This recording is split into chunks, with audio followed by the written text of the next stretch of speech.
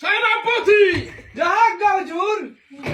এ কি করেছো আমার রাজ্যের হাল? আমার রান্না করা বিরিয়ানি খেয়ে তুমি করেছো কি হাল? এখন আমি ঘুম থেকে উঠে কি খাবো তোমাদের বাল?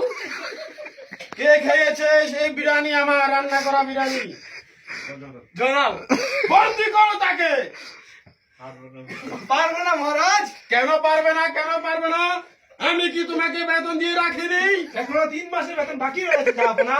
কে বলেছে? এত বড় মিথ্যা অপবাদ আমার প্রতি কে দিয়েছে?